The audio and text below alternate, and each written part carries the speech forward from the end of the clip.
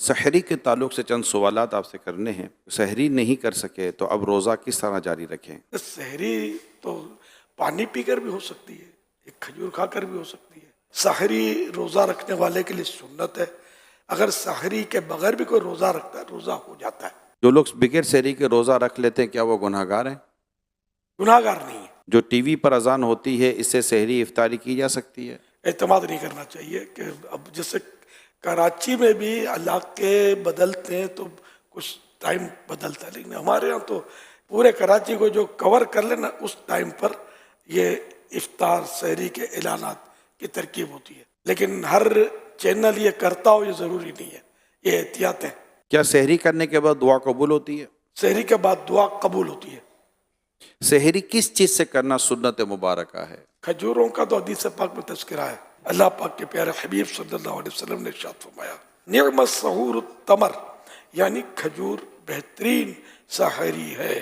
سحری کا وقت ختم ہو رہا ہو تو ٹوتھ برش کر سکتے ہیں؟ ٹوتھ برش اگر ٹوتھ پیسٹ بھی ساتھ میں ہے تو دیکھ لیں کہ منہ میں ذائقہ ختم ہو رہا ہو تو وہی بول رہا ہوں کہ اگر ٹوتھ پیسٹ بھی لگایا تو منہ میں ہو سکتا ہے کہ وہ ذائقہ اس کا رہ جائے اور پھر تھوک نکلے اس کا، تو یہ کیونکہ اس کی ٹوتھ پیسٹ کی جو ذائقہ ٹیسٹ جو ہے نا وہ آسانی سے جاتا نہیں ہے، دیر لگاتا ہے، اس لیے احتیاط اسی میں کہ رسک نہ لیں۔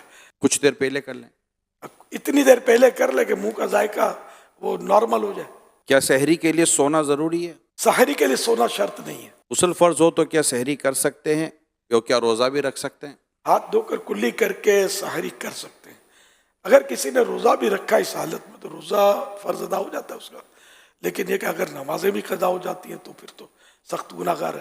سحری کا افضل وقت کون سا ہے؟ سحری میں تاخیر کرنا یعنی لیٹ کرنا یہ مستحب ہے، مگر اتنی تاخیر بھی نہ کی جائے کہ صبح صادق کا شبہ ہونے لگے یا ڈاؤٹ ہونے لگے۔ یہاں ذہن میں یہ سوال پیدا ہوتا ہے کہ تاخیر سے مراد کون سا وقت ہے؟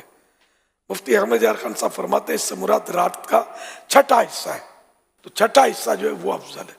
سحری کرنے کی کیا کیا نیتیں کی جا سکتی ہیں سحری میں؟